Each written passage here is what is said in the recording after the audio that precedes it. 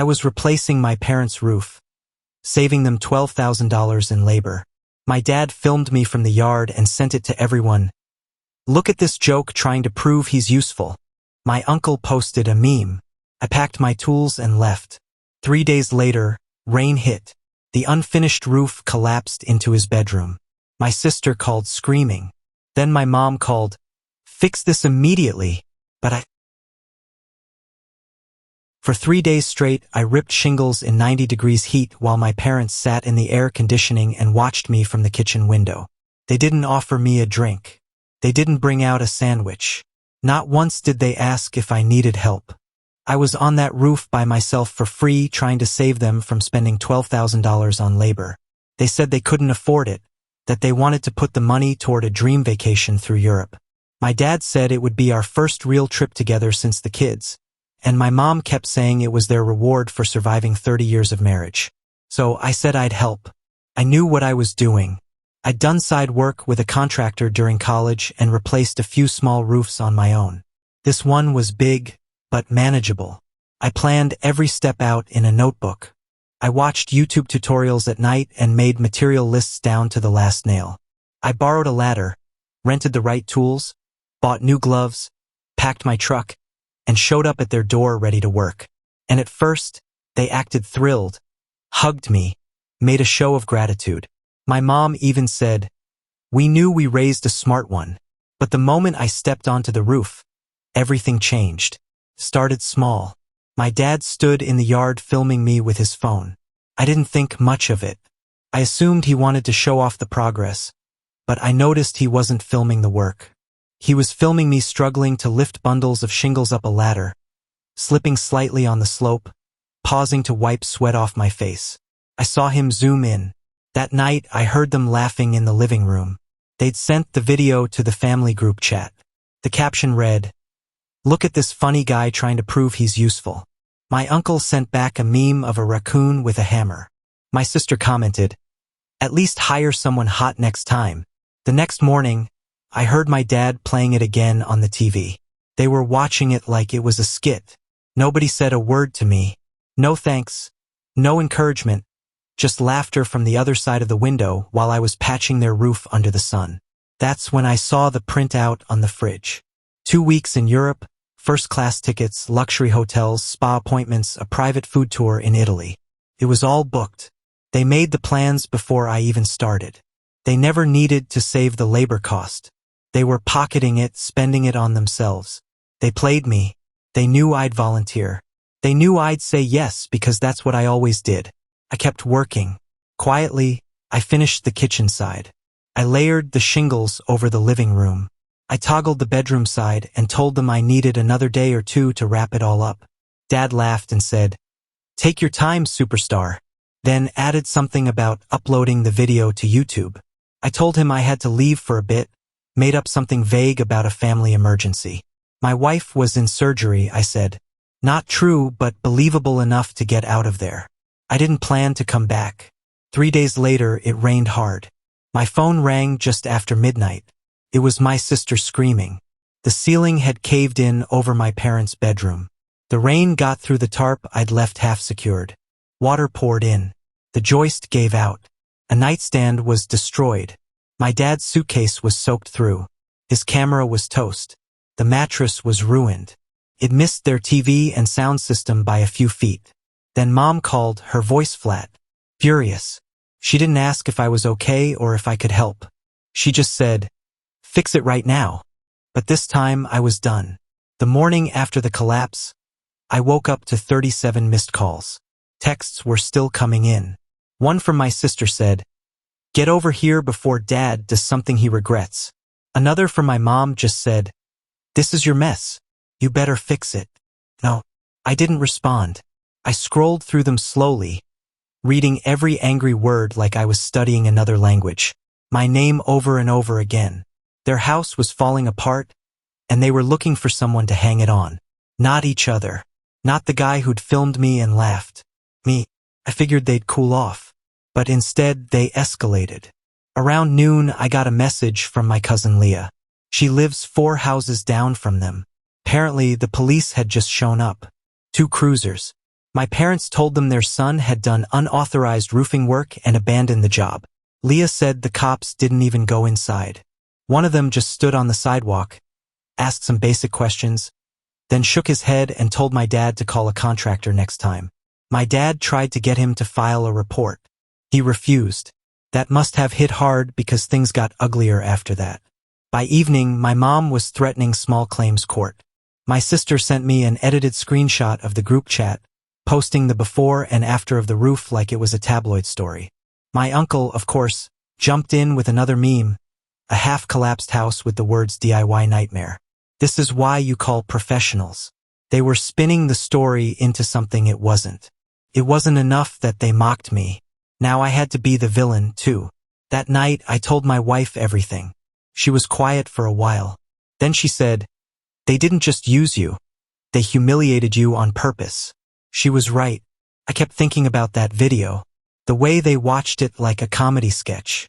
The smug way my dad called me superstar as I climbed down that last day. All while they were planning a vacation I was never going to be part of. So I made a choice. I wrote a check for $15,000 and mailed it to them the next day. More than they lost. More than the job was worth. No note, no message, just a check. I figured once they cashed it, they'd fix the roof, go quiet, and move on. I was wrong. For days later, I got a voicemail from my mom. No greeting, just her yelling. She said they were looking over some old receipts and realized I still hadn't paid back the $2,000 I borrowed 5 years ago. She said they were talking to their bank that they might stop the deposit on the check until we sorted out the full amount. That debt, I paid it off within 6 months on time in full. And they knew that. But they didn't care about facts. They cared about control. That check wasn't received as a peace offering. It was seen as weakness. Proof that they could push harder. Then my dad left a voicemail. Shorter but worse. "You think you can just walk away from this? We're not done with you, Jacob. You owe us." It wasn't about money anymore. It never had been. I didn't call back. I didn't text. I just sat on the porch that night with my wife and we talked.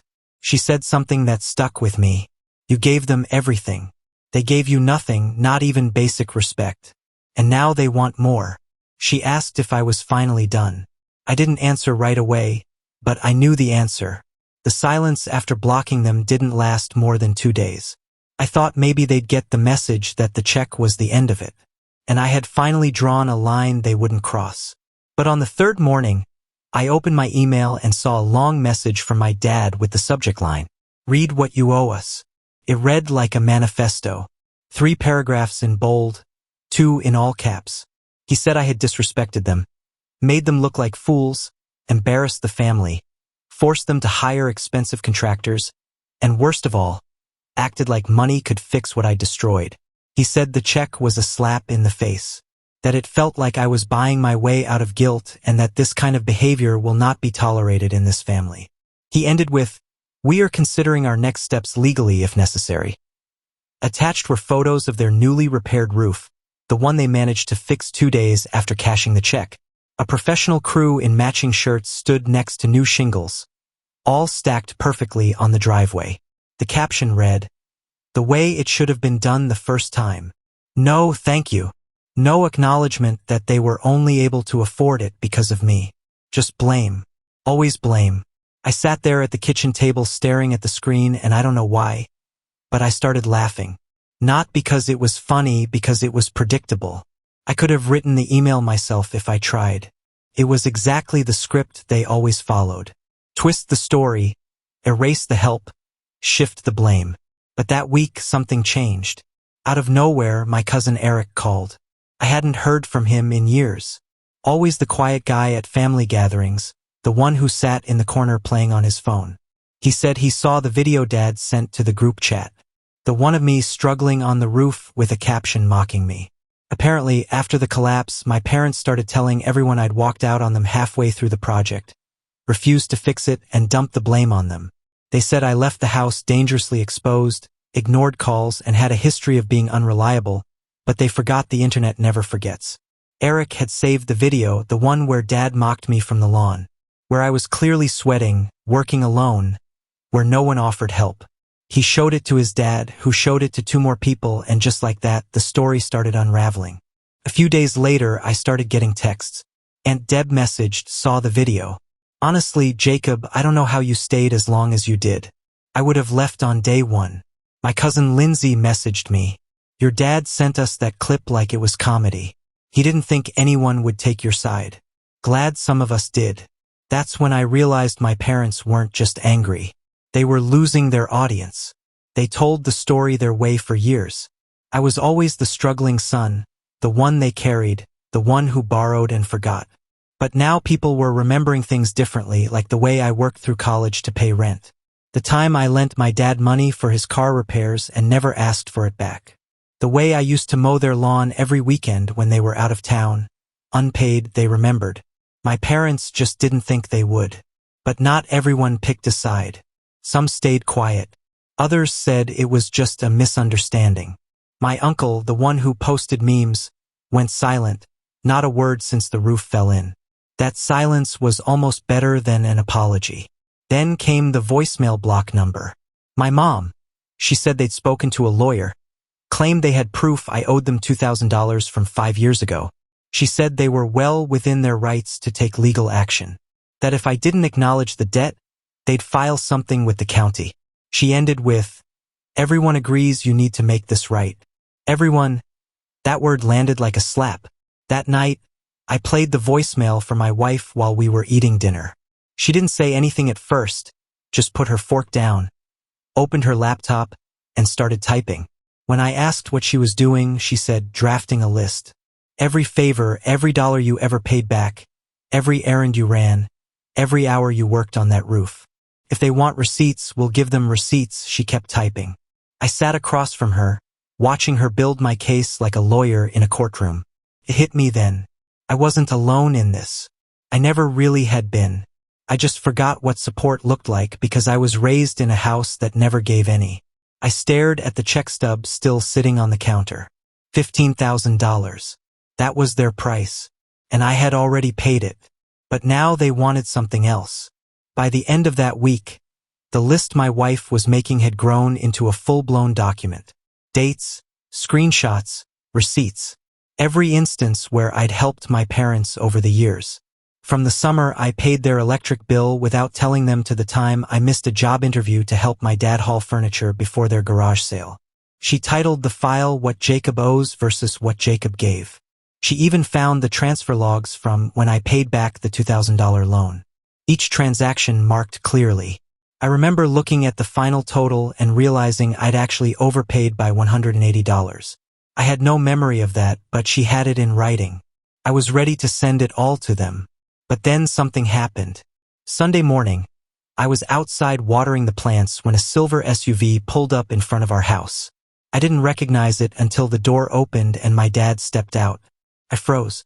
I hadn't seen him since the roof collapsed. He didn't have his phone out this time. No smile, no camera. He walked up slowly, looked around like he wasn't sure if he should even be there, and then stopped 5 feet away from me. For a second, neither of us said anything. Then he said, "We need to talk." I asked him how he found my address. He said my sister had it from when she helped us move. I nodded slowly and leaned against the fence. I told him I wasn't sure talking would help. He ignored that and asked if we could sit down. I told him no. So, he stood there sweating and told me he didn't want things to spiral. That was his word, spiral. Like everything happening was just some bad miscommunication. He said they may have overreacted, but that I needed to understand how stressful everything was. That the vacation wasn't just a trip, it was a celebration of surviving a hard year. That the check I sent was confusing because it felt like an insult. And then he dropped the line that sent me over the edge. "You used to be so grateful. What happened?" That's when I walked back inside. I left him in the yard. Didn't slam the door. Didn't say a word. Just walked back into the kitchen where my wife was watching from the window. She asked if I was okay. I told her, "Not yet, but I will be." I thought that was the end of it, but it wasn't. That night, someone tried to break into my truck. Nothing was taken, but the lock was scratched and the glove compartment was open. Could have been random. Could have been someone looking for change. but my gut said otherwise. My parents knew what kind of truck I drove, and they weren't used to being ignored. I filed a police report just in case. The officer asked if I had any enemies. I just laughed and said, "Only the kind that say they love me." 2 days later, I got a call from a restricted number. Voicemail again. This time it was my mom crying. She said they were hurt, that the family was coming apart, that they never wanted it to go this far. Then she added something I'll never forget. "You're not the only one who knows how to cut people off." I played that one for my wife too. She didn't say anything, just reached across the table, took my phone, and blocked the number again. After the break-in attempt and that last voicemail, I expected things to finally settle. There wasn't much left to say, and I'd already taken every precaution short of changing my number. My wife even suggested we think about moving if things got worse. But it wasn't over. Not yet. 3 days later, I was leaving work when I saw a note tucked under my windshield wiper. No envelope, no signature, just folded printer paper. I opened it slowly, already bracing myself. It said, "We won't forget what you did. This won't end until you fix it the right way." No name, no threats, just that. But the handwriting was my mom's. That weird cursive print she used for everything. I recognized it instantly, and the paper smelled like her perfume. The same overpowering floral she sprayed on everything. When I got home, I didn't even bring the note inside. I dropped it into the fire pit and lit a match. My wife and I sat on the patio while it burned, either of us speaking. I think we both knew that the final thread was snapping. The next morning, my cousin Eric called again. He sounded cautious, like he was walking a tightrope. He said my mom had shown up uninvited at his mom's place and Deb's and caused a full-blown scene. She was crying, accusing everyone of turning on her, saying I had poisoned the family against her. Eric said she accused me of blackmailing them, of trying to buy silence. She even said she was considering filing a report for harassment. Aunt Deb told her to leave or she'd call the police. It was unraveling. But the worst part wasn't the threats or the guilt trips or even the note. It was that my parents, who once claimed to love me unconditionally, had finally shown me what their love really looked like. It was leverage, nothing more. That night, my wife sat beside me on the couch, laptop in hand. She had the entire timeline open, every receipt, every text, every bank transaction. She had it color-coded, labeled, categorized. She said if they tried anything, legally or otherwise, we'd be ready. I thanked her. She said she didn't do it for them. She did it for me. Then she said something I didn't expect. Block them all. Every one of them. For real this time. Not just your parents. Your sister, too. Anyone who tries to drag you back into this. I hesitated, not because I disagreed, but because I realized how long I'd waited to hear those words. I started with my sister, then a few cousins who had stayed quiet, then the group chat. I removed myself and muted every thread. Finally, I blocked my parents on every platform, email, phone, social media, even the shared cloud folder my mom used to dump family photos into. I deleted everything, and I didn't feel guilt. I felt relief. It wasn't revenge. It wasn't justice. It was survival. I thought maybe they'd try one last move. A knock at the door. A lawyer's letter. Something theatrical. But nothing came. Not that week, not the next, just silence. For the first time, they were the ones waiting for a call. Took 4 weeks for the silence to break. By then, I'd started to get used to the quiet. No more voicemails, no unexpected visitors, no notes on my windshield. I was sleeping better. My wife said I looked like a different person, like I'd finally stopped bracing for something to hit me. But then out of nowhere, my sister showed up at my job. She just walked in. No warning, no message. She stood at the front desk like she was dropping off a package. But when she saw me, she snapped into gear. "You need to talk to Mom. She's losing it." I told her I was busy. She ignored that. "She's sick over this, Jacob. She barely eats. She doesn't sleep. She says, 'You've ruined the family.' And now she remembers the loan." I just stared at her. She went on, said, "I never paid it back." Said, "Mom found an old notebook that proved it, that they were willing to forgive the rest." If I just apologized and gave her something back to make it even. She actually said it like that, to make it even. I didn't raise my voice. Didn't say anything dramatic. I just told her flat out. Paid them. I overpaid and I won't give them another dollar or another second. She scoffed, called me selfish and walked out. That night I told my wife everything. She didn't flinch. She said, "Then it's time." We sat down and wrote a message together, not to be sent, just to be read out loud once and then deleted. It was everything I'd never said to them. Every moment I'd swallowed. Every hurt I'd let go unacknowledged. Every apology I had made that they never earned. And when I finished reading it, I blocked the last remaining number. My parents were now completely cut off.